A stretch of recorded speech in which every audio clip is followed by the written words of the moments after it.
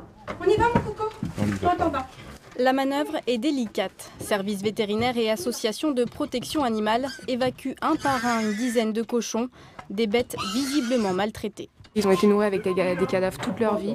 Ils sont recouverts de déjections, ils pataugent dans leur urine et dans leur déjection, dans du jus de cadavre. Voilà. Donc ils sont pas en très bon état.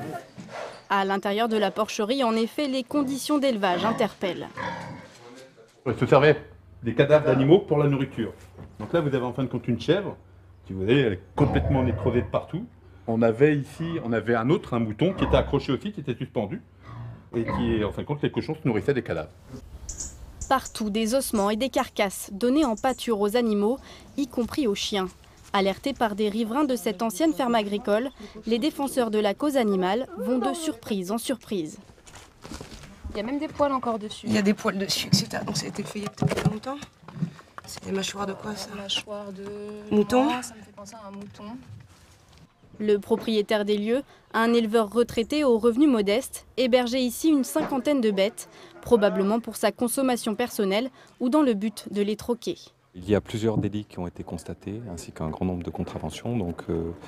Donc cette personne est passible de peine correctionnelle. Donc c'est la procédure qui sera transmise au parquet et qui suivra son cours. Effectivement, il est passible y compris de peine d'emprisonnement. Ce sont les associations qui vont désormais prendre en charge les animaux en mauvaise santé, à l'image de cet âne amaigri et déshydraté.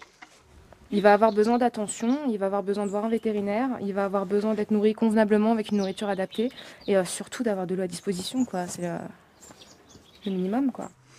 Pour ces animaux, c'est une nouvelle vie qui commence. Leur propriétaire, quant à lui, risque des poursuites pour actes de cruauté et mauvais traitement.